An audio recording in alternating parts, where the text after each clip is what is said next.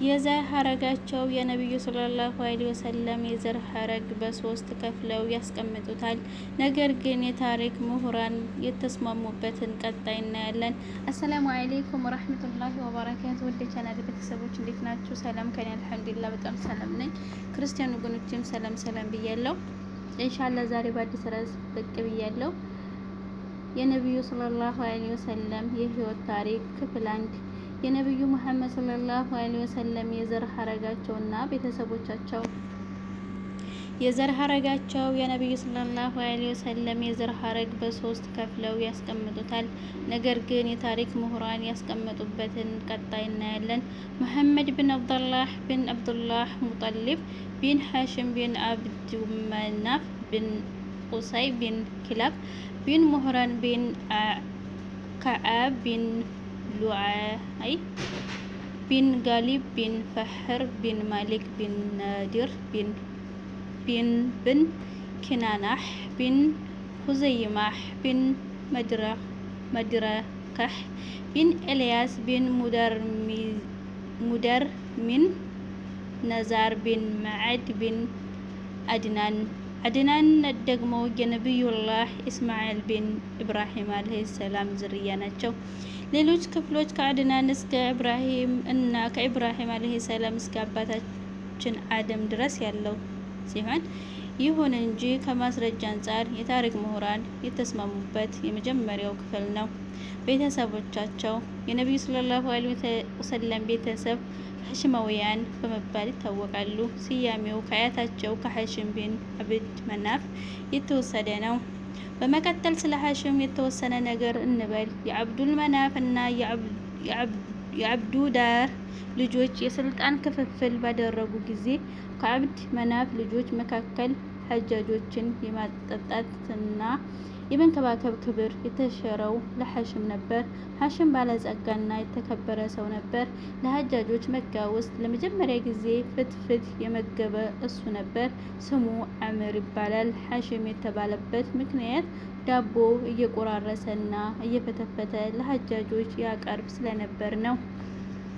ቁረይሾች በዓመት 2 ጊዜ ለንግድ የሚያደርጓቸው ጉዞዎች የጀመረው እርሱ ነበር። ስለ እርሱ የሚነገሩ ታሪኮች መካከል በአንድ ወቅት ለንግድ ወደ ሻም ወጣ። መዲና ሲደርስ የበኒ አዲ ቢን ነጃር ልጆች መካከል አንዱ የሆነውን የአምርን ሴት ልጅ ሰልማ ብንት አምርን አገባ። ከእርሷ ዘንድ የተወሰኑ ቀናት ቆይቶ ወደ ሻም ተጓዘ። እርሷ ከቤተሰቧ ጋር ቆየች። አብዱል ሙጠሊብንም አረገዘች። ሐሽም በፍልስጤም ምድር ጋዛ ውስጥ ሞተ። ባለቤቱም ወንድ ልጅ ወለደች። ስሙንም ሸይባህ አለችው። ከራሱ ላይ ነጭ ጸጉር ስለነበረበት ነው።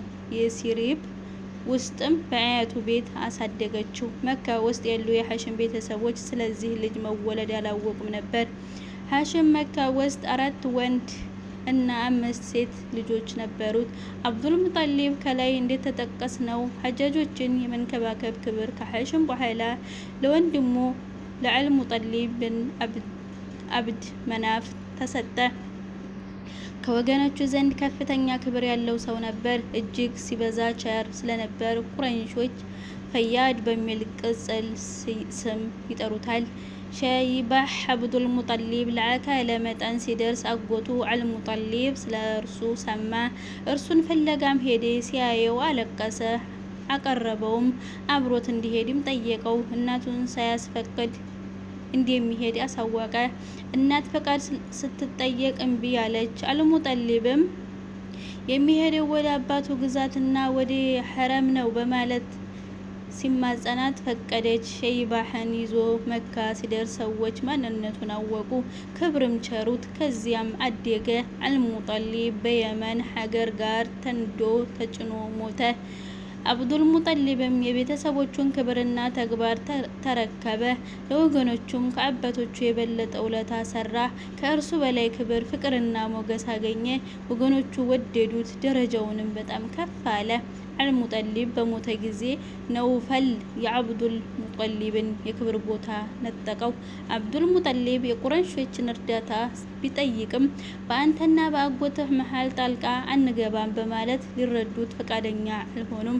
እናም ወደ አጎቶቹ በኒ ነጃሮች የእርዳታ መልእክት ላከ። አጎቱ አቡ ሰዒድ ቢን ኡደይ 80 ፈረሶችን ይዞ እየገሰገሰ መጣ። ከመካ አጠገብ ሲደርስ አብዱል ሙጠሊብ ተቀበለውና ወደ ቤቱ እንዲሄድ ጋበዘው። እርሱ ግን ነውፈልን ሳላገኝ አላርፍም አለ። ወደ እርሱም አመራ። ከካዕባ ጥላ ስር ከቁረይሽ አዛውንቶች ጋር ተቀምጦ አገኘው። ነውፈል ሲያየው ቆመ። አቡ ሰዒድ ከአጠገቡ ሲደርስ ሰይፉን መዘዘና ክፍል 2 አቡ ሰዒድ ከአጠገቡ ሲደርስ ሰይፉን መዘዘና የእህቴን ልጅ የክብር መቀመጫ ካልመለስክልኝ ይህን ሰይፍ አሳርፍብሃለሁ አለው።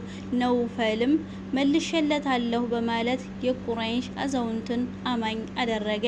አቡ ሰዒድ ከዚህ በኋላ ከአብዱል ሙጠሊብ ዘንድ አረፈ። ለ3 ቀናትም ቆየ። ዑምራን አድርጎም ወደ መዲና ተመለሰ።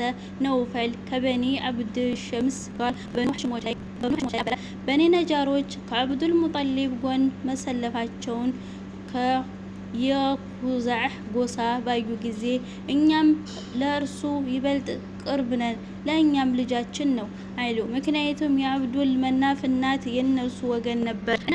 ነውፈል ላይ አበሩ። አብዱል ሙጠሊብ ከዚህ ጋር ተያያዘበት ጉልህ ክስተቶች አጋጥመውታል። እነሱ የዘምዘምና የዝሆኑ ታሪክ አጋጣሚ ናቸው። የመጀመሪያውን በተመለከተ የዘምዘምን ውሃ እንዲቆፍር ቦታውንም ታዘዘ። ቦታውንም ተጠቆመ።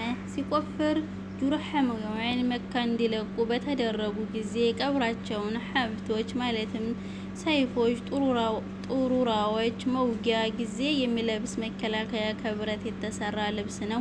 እንዲሁም የወርቅ የተሰሩ 2 ጥንቸሎችን አገኘ። ሰይፎችንና ጥንቸሎችን ከካዕባ በር ላይ አጠፋቸው። ሐጃጆችን ከዘምዘም ውሃ የማጠጣት ልምድም መሰረተ። የዘምዘም ውሃ በበዛበት መፍለቅ ሲጀምር ቁረይሾች አብዱል ሙጠሊብን ዘምዘም ውሃን ከማጠጣቱ ኃላፊነት እንዲያጋራቸው ጠየቁ። አብዱል ሙጠሊብም አምላክ ለእሱ ብቻ ኃላፊነቱን እንደሰጠ በግልጽ አሻፈረኝ አለ። ለዚህ ክርክር ብይን ይሰጡ ዘንድ ወደ በኒ ሰዓድ ካህናን አመሩ። ኃላፊነቱ ለአብዱል ሙጠሊብ ብቻ መሰጠቱን የሚያረጋግጥ ምልክት አላህ በመንገድ ላይ አሳያቸው። በዚህ ጊዜ ነው አብዱል ሙጠሊብ አላህ 10 ልጆችን ከለገሰውና ለአካለ መጠን ከደረሰ መከታ ከሆኑት አንዱን ከካዕባ በር ላይ ሊያርድ ስለት የገባው። ሁለተኛውን በተመለከተ በየመን የሐበሻ ንጉስ ወኪል አብረሐት አልሰባህ አረቦች ካዕባን ሲጎበኙ ሲመለከት ሰንዓ ላይ ትልቅ ቤተ ክርስቲያን በመስራት የአረብ ሐጃጆችን ትኩረት ወደ እርሱ ለመሳብ ሞከረ። በበኒ ኪናናህ ጎሳ የሆነ አንድ ሰው ይህን ሲሰማ ሌሊት ወደ ቤተ ክርስቲያኑ በመሄድ የፊት ለፊት ገጽታውን በአይን ምድር አበላሸው። አብረኸት ድርጊቱን ሲሰማ በጣም ተበሳጨ። 60,000 ሰራዊት አሰልፎ ካዕባን ለማፍረስ ተንቀሳቀሰ። ከግዙፍ ዝሆን ላይ ሰራዊቱ ውስጥ ከ9 እስከ 12 የሚደርሱ ዝሆኖች ነበሩ። ብዙ መግመስ ከተባለ ቦታ ሲደርስ ሰራዊቱን ለውጊያ አዘጋጀ። ዝሆኖችን አሰለፈ። ግን ዝሆኖቹ ወደ ካዕባ ለመጓዝ ፈቃደኛ አልሆኑም። ወደ ሌላ አቅጣጫ ሲሆን ይገሰግሳሉ፣ ወደ ካዕባ አቅጣጫ ሲሆን ግን ይንበረከካሉ። በዚህ ሁኔታ ላይ ያሉ አላህ ከሰማይ የተጠበሰ ድንጋይ አዕዋፍን በመላክ አጠፋቸው። መጡ። አንዱ በአፋቸው፣ ሁለቱን በእግሮቻቸው። አንዷ ድንጋይ ከሰማያው ላይ ስታርፍ አካሉን ትበጣጥሰዋለች። ወዲያውም ይሞታል። ከፊሎቹ እግሬ አውጭኝ ፈረጠጡ። አንዱ እየረገጠም ተጨራረሱ። በየመንገዱም ወደቁ። አብረሃትን አላህ ጣዖቱን የሚቆራረጥ በሽታ ላከበት። በአሳዛኝ ሁኔታ ውስጥ ሆኖ ሰንዓ ደረሰ። ወዲያውም ወዲቃው ተከፍቶ ለሞት በቃ። ቁረይሾች በዚህ ወቅት የአብረሃትን ሰራዊት በመሸሽና ለነፍሶቻቸው በመፍራት በየሸለቆውና በየጋራው ተበታተኑ ነበር። በአብረሃት ሰራዊት ላይ ጥፋት ከደረሰ በኋላ ወደ የቀያቸው በሰላም ተመለሱ።